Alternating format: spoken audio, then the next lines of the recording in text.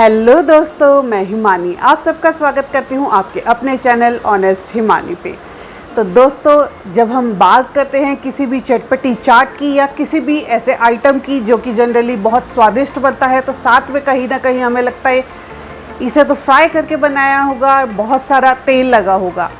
तो उसी डेफिनेशन को बदलने के लिए मैं आप लोगों के साथ आज एक रेसिपी शेयर करने जा रही हूँ जो कि आप विदाउट ऑयल कुक कर सकते हैं। जी हाँ दोस्तों, यहाँ पर मैं आप लोगों के साथ शेयर करने जा रही हूँ कोटा की कचौड़ियाँ, और वो भी तंदूर में बनी हुई बगैर तेल की।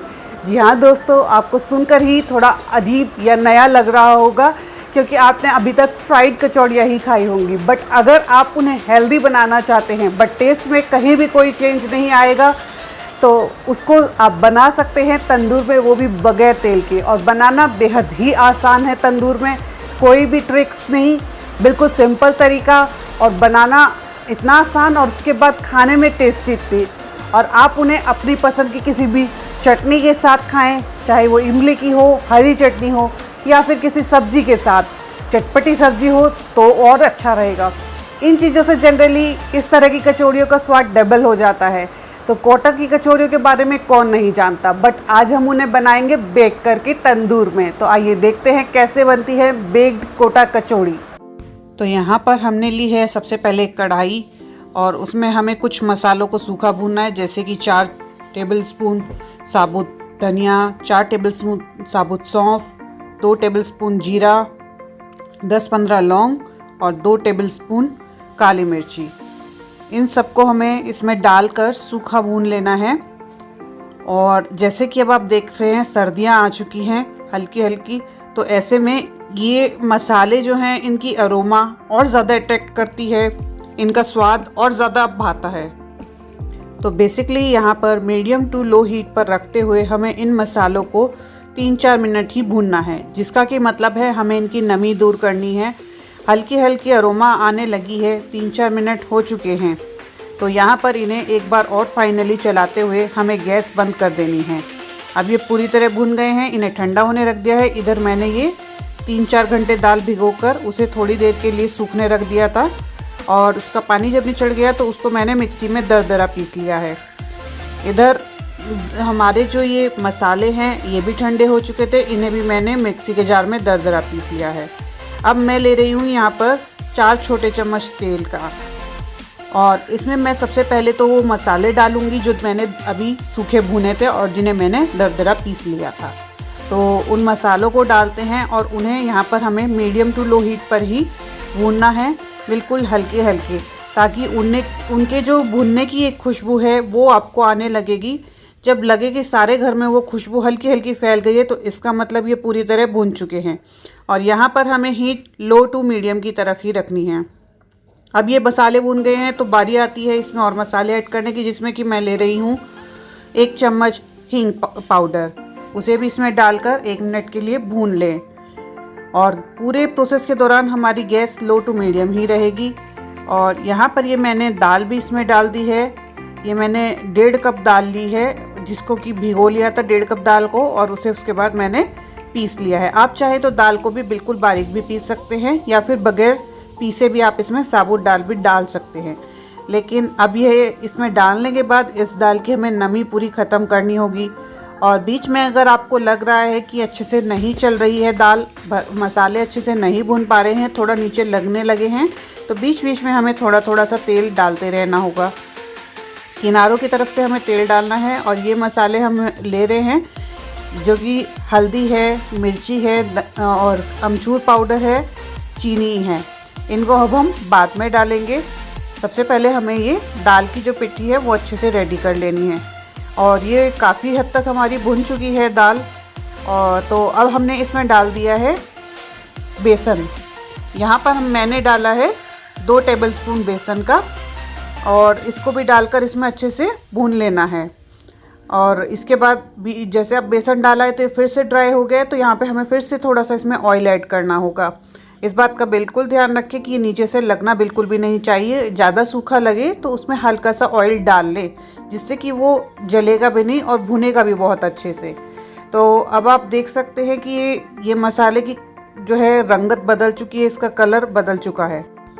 मसालों की अब रंगत बदलनी शुरू हो चुकी है और आप देख सकते हैं कि ये हल्के दरदरे हैं, जबकि मैंने दाल को भी थोड़ा पीस लिया था। आपको और भी बारीक मसाला चाहिए तो दाल को बिल्कुल बारीक पीस लीजिए, और थोड़ा और खड़ा मसाला चाहिए तो दाल को बिल्कुल भी मत पीसिएगा, बस उसे ऐसे ही डाल सकते हैं, लेकिन भीगी हुई दाल हो। तो अब इसमें से अरोमा काफ़ी अच्छी आ रही है, तो इसका मतलब है ये हमारी भुन चुकी है, क्योंकि अब ये कढ़ाई में भी नहीं लग रही है।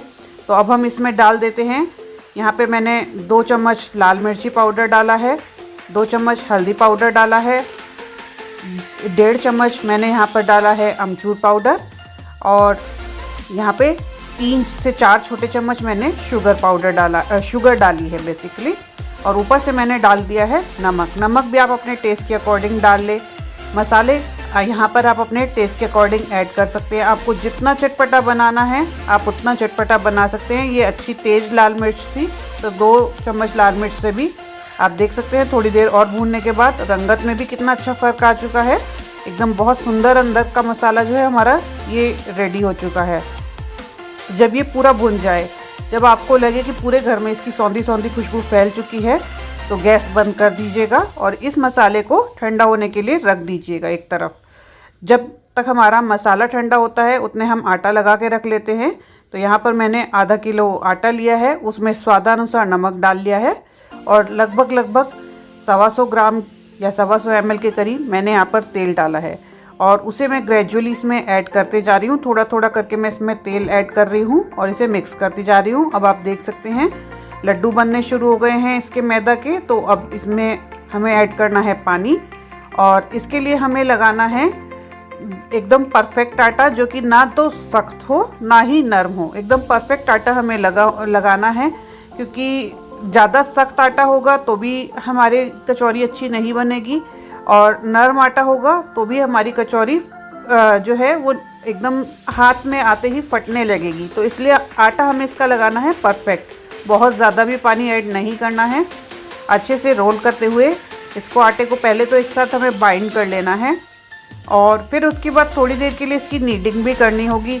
इसमें ऑयल डला है तो वो इसको अच्छे से जो है इसका अभी पानी भी डला, ऑयल भी डला है, तो ग्लूटेन भी रिलीज़ होगा जितना हम इसे मथेंगे।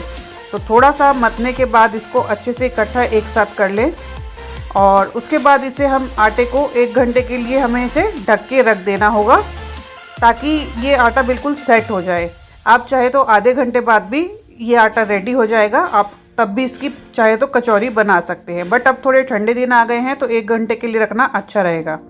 अब 1 घंटा हो चुका है, तो इस आटे को हमें हल्के से इस तरह से दोबारा से नीडिंग देनी होगी, उससे जो है ये बिल्कुल इक्वल हो जाएगा। और उसके बाद हम बनाते हैं इसकी कचौरियाँ। अगर आपको बड़ी बनानी है तो बिग लेमन साइज़ आप बॉल ले लीजिएगा मैदा की, और छोटी कचौड़ियाँ बनानी है तो स्मॉल लेमन साइज़ से भी थोड़ा सा छोटी बॉल लीजिएगा। और इस तरह से आप चाहे तो उसे हाथ से रोटेट करते हुए फैला के उसके अंदर स्टफिंग भर लीजिएगा, और या तो फिर इस तरह से पहले आप उसकी सारे की पेड़ी बना लीजिएगा, और फिर इस तरह से उसको चकले बेलन की हेल्प से इस तरह से बेल लीजिएगा, और बीच में इस तरह से स्टफिंग रख के उसको इस तरह से चारों कॉर्नर से पकड़ के पिंच कर दीजिएगा सेंटर में, और इस तरह से दबा दीजिएगा।